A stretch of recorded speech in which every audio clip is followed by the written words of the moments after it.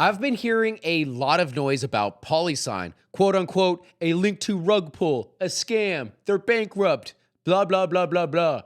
Here's Ripple Senior Vice President of Stablecoin and PolySign CEO Jack McDonald during a recent X Space. Jack made a brief comment about PolySign when asked about his employment journey.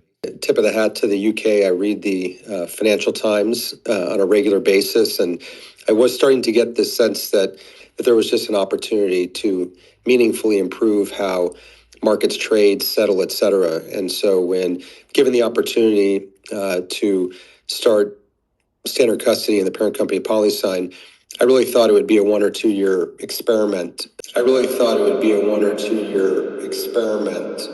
2 year experiment.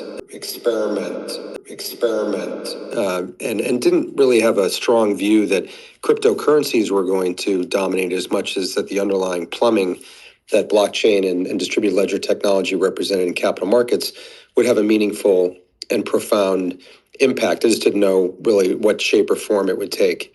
Pay attention. Jack said PolySign first started out as an experiment, more like the best kept secret, radically transforming financial technology forever, providing institutional investors with cutting-edge blockchain-enabled infrastructure in support of digital asset investment. PolySign's website is still up, featuring their decorated board members. PolySign's LinkedIn profile confirms they're still staffed with at least a dozen employees. And according to Jack's LinkedIn profile, PolySign is still hiring. Who knows how current that is? Regardless, all signs point to it being a company that is making money and keeping the lights on.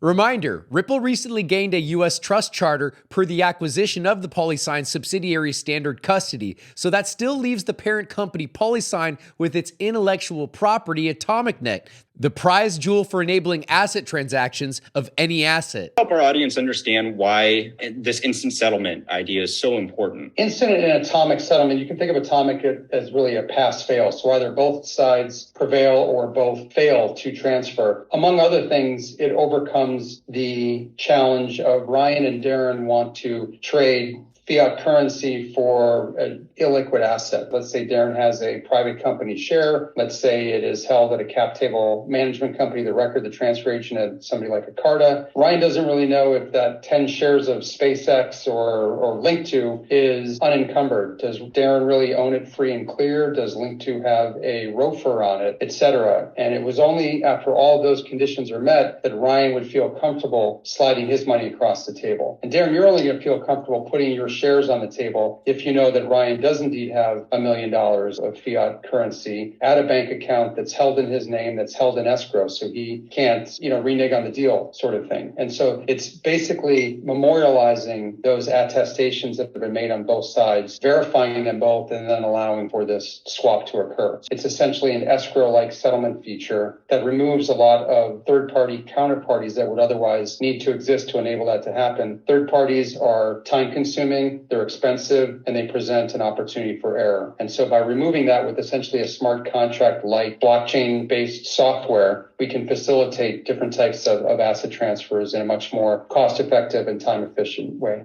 So despite the custody piece of PolySign's suite of products and services, I'm pretty sure their software is still being licensed out, generating the revenues. But for who? And for how much in revenues? Those are the questions that I'd love answers to. At the end of the day, I don't think our investment in PolySign is in danger. We heard PolySign CEO Jack McDonald mention at XRP Las Vegas 2023 that PolySign anticipated a tuck-in acquisition by a bank. Fast forward to today, in 2025, Jack holds a position not just in PolySign, but at Ripple as well. And Ripple has already acquired a piece of PolySign, so my gut is telling me they'll acquire the whole thing maybe sometime soon. Ripple appears to be strategically acquiring the right entities and securing key regulatory approvals that will position itself as a bank or a new kind of financial institution primed for the next era of finance. Given their expertise in payments, liquidity, and tokenization, Ripple could evolve into something akin to a blockchain-powered bank. So keep your head on a swivel, ladies and gentlemen, and stay optimistic. Say no to FUD,